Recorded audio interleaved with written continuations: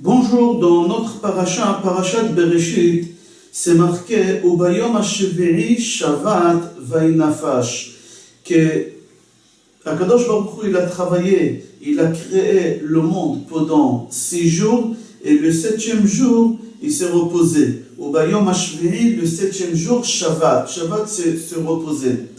Et nous, on doit prendre exemple sur Akadosh Baruch Hu et essayer de se ressembler à Akadosh Baruch Hu au maximum. Comme Akadosh Baruch Hu, il a travaillé pendant 6 jours, nous, on doit travailler pendant 6 jours et le 7e jour se reposer comme lui, Akadosh Baruch Hu, il l'a fait. Vous savez, dans la tefila, tous les jours, on dit Hayom Yom Echad Beshabbat Kodesh, Hayom Yom Sheni Beshabbat Kodesh, Hayom Yom Shlishi Beshabbat Kodesh. À la fin de la prière, on dit aujourd'hui, on est 1 jour de la semaine, on est 2 jours de la semaine, on est 3 jours de la semaine. Il faut savoir qu'en hébreu, les jours, ils n'ont pas des noms. Comme en français, dimanche, lundi, mardi. En anglais, dans toutes les langues, les jours, ils ont des noms. Mais en hébreu, les jours, ils n'ont pas de noms. Les jours, ils ont des chiffres, des numéros. Echad b'Shabbat, Shtaim b'Shabbat, Shalosh b'Shabbat, Arba b'Shabbat. Pourquoi en hébreu, on n'a pas des noms pour les jours? Mis à part ça aussi, dans la Torah, les mois en hébreu, ils n'ont pas non plus des noms. Bashvi'i lachodesh, achodesh hashvi'i, b'echad lachodesh, achodesh harishon. Les mois, ils ont des chiffres, ils n'ont pas de noms. Les noms qu'ils ont, les mois, aujourd'hui, Tishrei, Cheshvan, Kislev, c'est des noms que les Juifs, ils ont ramenés avec eux après qu'ils étaient en exil en Babylonie.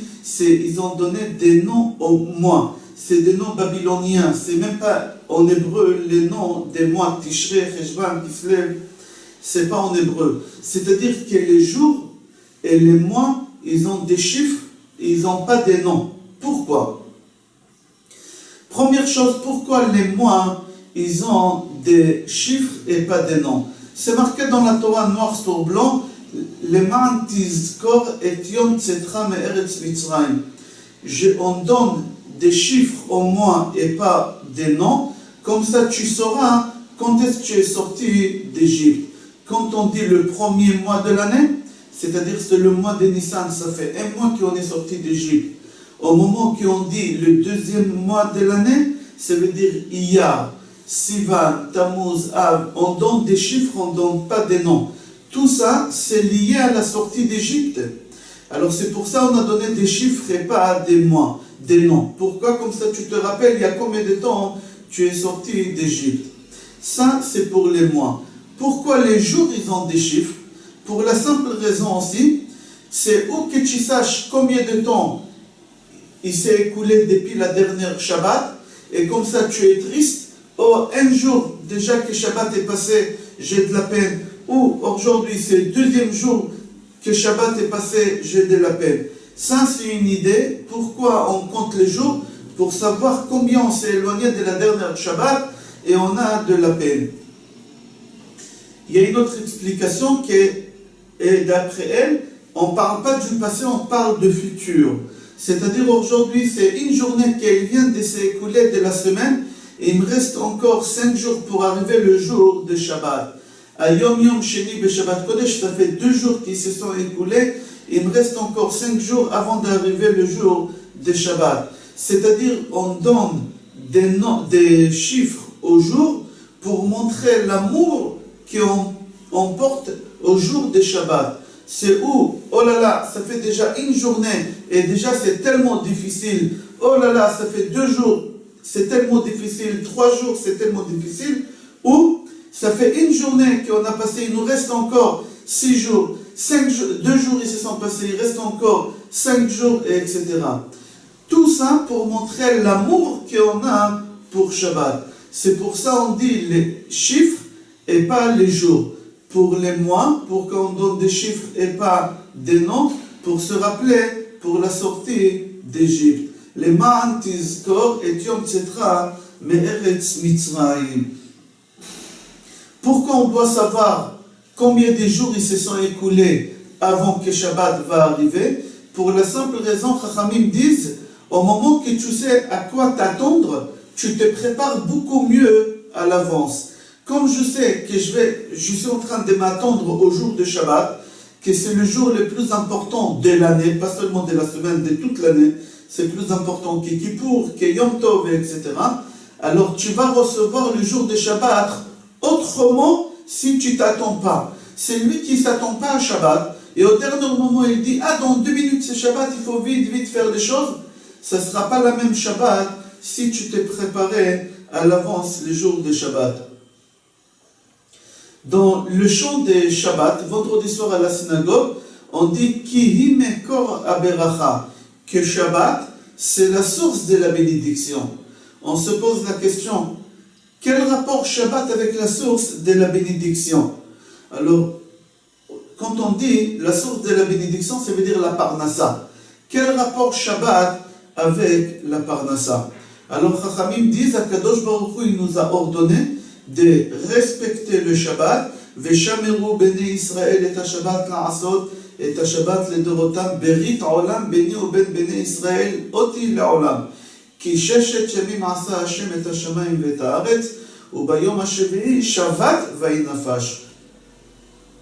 Le jour de Shabbat, c'est une alliance entre l'homme et Dieu. C'est lui qui fait Shabbat, il est en train de respecter l'alliance qu'il y a entre lui et Dieu. C'est quoi l'alliance? Moi de mon côté, autant comme si je fais Shabbat, je témoigne qu'Akadosh Baruch Hu, il a travaillé pendant 6 jours et le 7e jour, il s'est reposé. Et Akadosh Baruch Hu, de son côté, lui, si nous on fait Shabbat, il va nous donner la source de la bénédiction, qu'on va développer tout à l'heure.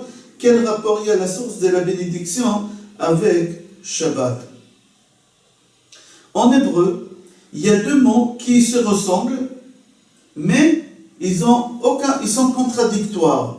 Il y a un mot qu'on appelle avoda, c'est travail, et melacha, c'est un artisan, c'est quelqu'un qui fait un travail. C'est-à-dire travail et artisan, c'est exactement la même chose. Mais en hébreu, c'est contradictoire. Avoda, c'est travailler.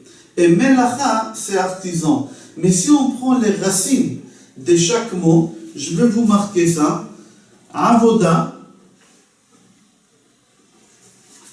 Avoda, le travail, la racine, on prend les 3 lettres, la racine, Eved, esclave. Pardon, et Melacha, Melacha, artisan, la racine c'est quoi? C'est Melech. C'est-à-dire ici c'est esclave et ici c'est Melech. C'est vraiment contradictoire. Alors dans la Torah c'est marqué qu'on n'a pas le droit de faire du travail et on n'a pas le droit non plus de faire le travail d'un artisan. Le travail d'un artisan, melacha, nous on aurait cru que c'est facile. Kol melacha lo te'aseh. Tu n'as pas le droit de faire aucun travail. Melacha, ça veut dire un travail même qui est facile. On n'a pas le droit de faire. Je donne un exemple. Si par exemple j'ai une bouteille devant moi et il y a une mouche qui est rentrée à l'intérieur et j'ai envie de mettre un bouchon tout simplement. C'est pas un travail, c'est pas fatigant. J'ai mis un bouchon et je tourne. Non, ça s'appelle melacha, tsad. Tu es en train de faire de la chasse, tu chasses. Et on n'a pas le droit de faire Shabbat. C'est pas parce que c'est pas fatigant, alors on aura le droit de le faire. C'est pas par rapport aux fatigues. Par contre, il y a du travail qui est très très fatigant et tu as le droit de le faire Shabbat. Par exemple, tu veux faire Shabbat Khatan chez toi à la maison et tu veux inviter 100 personnes. Et là, il faut préparer la table, les chaises, il faut dresser les nappes, des serviettes, les couverts, les assiettes. Après, il faudra débarrasser, nettoyer. On a le droit de faire ça Shabbat? Oui, on aura le droit. Mais ça, c'est un avoda. C'est un esclavage. C'est du travail. Oui, il n'y a aucun rapport entre ces 2 mots-là, entre travail, avoda, et melacha, un travail d'artisan, que c'est facile de le faire. C'est-à-dire, on apprend de ces 2 mots-là, c'est pas le travail en lui-même qui va nous interdire de faire le travail. Si c'est un travail difficile, tu aurais dit, ah, j'ai pas le droit de le faire parce que c'est un travail fatigant. C'est une erreur, c'est faux. Ou quelque chose qui est facile de le faire, tu aurais dit, ah, c'est facile de faire, alors j'aurai le droit de le faire. Non, c'est une erreur. Alors il faut faire attention entre avoda et melacha. Maintenant, venez, on va revenir, on va répondre à la question, pourquoi on a dit Ki himekor haberacha, c'est lui qui fait Shabbat, il aura la bénédiction de la Parnassa énorme. Le Maharal, il donne une réponse extraordinaire. Le Maharal dit qu'aujourd'hui, chaque chose dans le monde qui est carré, il a 6 côtés. Par exemple, cette télécommande, il y a 1, 2, 3, 4, 5 et derrière 6. Ce bureau-là, aussi 1, 2, 3, 4, 5, 6. Chaque chose qui est carré, il a 6 côtés. Mais il faut savoir ça, qu'est-ce qu'on voit avec notre œil à nous. Mais il y a une 7e dimension qu'on ne la voit pas. La 7e dimension, elle est à l'intérieur, elle est spirituelle. Ça dépend comment tu la travailles. Je donne un exemple. Cette pièce-là, on a dit qu'il y a 6 côtés. Si dans cette pièce-là, je parle de la Torah, que des choses de Torah, alors il y a une 7e dimension que je fais pénétrer dans le mur de cet endroit, que c'est la sainteté. Alors il y a la bénédiction dans cet endroit-là. Mais si chas v'shalom, je dis autre chose, il y a des choses pas bien qui règnent dans cette pièce. Même dans votre maison, si dans votre maison on entendra toujours des chants de Torah, des paroles de Torah, des paroles gentilles, alors il y a des choses bonnes qui vont régner dans la maison. Mais si chas v'shalom, il y a des insultes, il y a des grossièretés, il y a des mauvaises choses qui se disent à la maison, qu'est-ce qui va régner dans la maison? Que des mauvaises choses, chas v'shalom. C'est-à-dire que dans chaque chose, il y a les 6 côtés, d'accord? Et il y a à l'intérieur le côté spirituel, que c'est nous qui on le fait pénétrer à l'intérieur. En prenant un livre, si dans le livre, il y a des choses qui sont inscrites à l'intérieur spirituel, le livre, il va porter des choses qui sont spirituelles. Sinon, alors non. Quel rapport avec la Parnassa? La semaine aussi, elle a 6 jours. La semaine, elle a 6 jours, c'est les 6 côtés qu'on a parlé. Maintenant, il y a le 7e côté qu'on fait pénétrer à l'intérieur, c'est le jour de Shabbat. Ça dépend comment le jour de Shabbat on l'a fait. Si on a parlé de Torah, si on est parti à la synagogue, si on a respecté Shabbat, alors le 7e jour il est spirituel et il va pénétrer dans l'argent qu'on a fabriqué pendant les 6 jours. Qu'est-ce qu'on a fait pendant 6 jours? On a travaillé, on a fabriqué de l'argent. Les billets d'argent aussi, ils ont 6 côtés, il est fin, mais il a quand même 6 côtés. On fait pénétrer dans notre billet d'argent la 7e dimension, le 7e jour de la semaine qui est béni dans notre argent. Et là, l'argent, il va être béni. Avec 1000 euros, il y a des gens qui peuvent faire énormément de choses. Et il y a des gens avec 1000 euros, ils finissent même pas le mois. Ça dépend de ce que tu as fait pénétrer dans ton argent, la bracha. Alors, au moment que j'ai fait Shabbat, j'ai fait pénétrer la bénédiction dans mon argent. Mais au moment que je ne fais pas Shabbat, chas v'shalom, mon argent, il n'est pas béni. Et il va partir, chas v'shalom, très rapidement sur des choses qui ne sont pas bien. Le chiffre 7, c'est un chiffre qui est très important dans le judaïsme. On voit que la semaine, il y a 7 jours. Il y a 7 années, et la 7e année, c'est la Shemitah. La fête des Pessah, 7 jours. La fête des Sukkot, 7 jours. Les Tfilin, on tourne 7 fois autour de la main. 7e jour de pureté. Il y a les 7 mitzvot de Noé. Il y a les 7 fruits qu'Akadosh Baruch Hu, il a béni la terre d'Israël. Il y a les 4 espèces qui en réalité ils sont 7. Le Etrog 1, les Lulav 1, la Haravot ils sont 2 et les Hadassim ils sont 3. Et encore il y a beaucoup, le chiffre 7 ça finit pas. Pourquoi? Parce que c'est la 7e dimension. Si on a fait des bonnes choses avec, c'est spirituel qui ont fait pénétrer à l'intérieur de la Beracha. Si chas v'shalom, non, c'est le contraire. Autre chose, on dit bracha, la bénédiction. J'ai marqué ici bracha, la racine de la bracha c'est bechor, bet, chaf, resh. Il y a bracha et la racine c'est bechor. C'est-à-dire quoi bechor en hébreu? En hébreu, bechor ça veut dire le premier-né.